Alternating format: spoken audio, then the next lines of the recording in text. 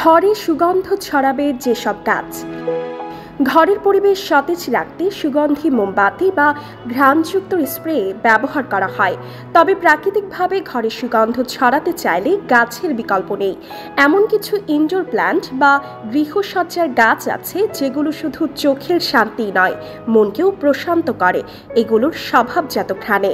কিছু গাছ আবার ফুল ফোটায়, আবার কিছু শুধু পাতা থেকেই ছড়ায় দারুণ সুবাস।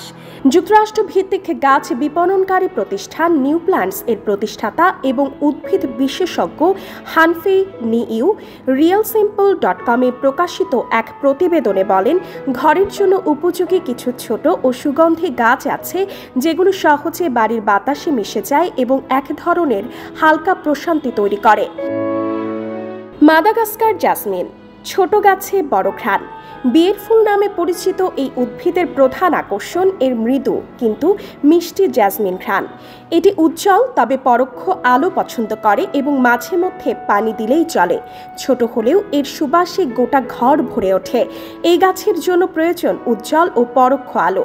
খুব কড়া রোদের প্রয়োজন তেমন পড়ে না, আবার পানিও খুব বেশি প্রয়োজন হয় না, তবে মাটি শুকিয়ে গেলে পানি দিতে হবে।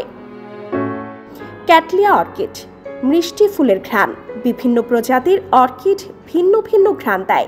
ক্যাটলিয়া প্রজাতির অর্কিডের ঘ্রাণ মিষ্টি ফুলের ঘ্রাণের সাথে সামান্য সিট্রাস বা লেবুর মতো গন্ধও ছড়ায়।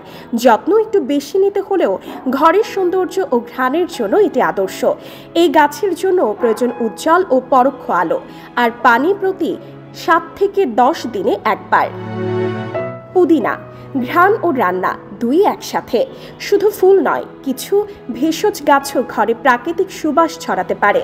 পুদিনা গাছের পাতার ঘ্রাণ সতেজ, শীতল আবার মুখরোচক। রান্নাঘরে রাখলে রান্নায় ব্যবহার করাও সহজ হয়।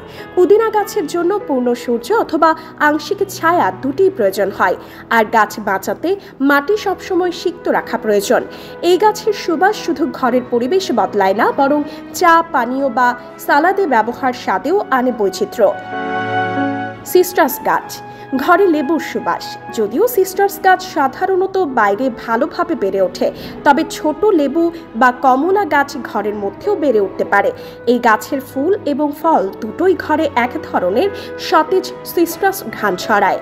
এই গাছের জন্য অবশ্যই থাকতে হবে পূর্ণ সূর্যালোক, আর প্রতি সপ্তাহে একবার পানি প্রয়োজন। খেয়াল রাখতে হবে মাটি 1 ইঞ্চি গভীরে শুকিয়ে গেলে পানি দিতে হবে। কাঠগোলাপ, ঘরে ট্রপিক্যাল সুবাস। কাঠগোলাপের ঘ্রাণ ভালো লাগে না এমন মানুষ খুঁজে পাওয়া যাবে না হয়তো। এই ফুল থেকে পাওয়া যায় মিষ্টি, কিছুটা মশলাদার ফলের মতো অথবা ভ্যানিলা সুবাস, যদিও জাতভেদে পরিবর্তিত হয় এই ঘ্রাণ। বালু মিশ্রিত মাটি ও প্রচুর আলোতে সুন্দরভাবে বেড়ে ওঠে এই গাছ।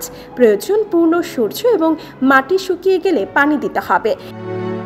হাইফি নিইউ বলেন, এই গাছের সুবাস ঘরের প্রতিটি কোণে পৌঁছে যায়, আর এর সবুজ পাতা ঘরের চেহারাও উজ্জ্বল করে তোলে।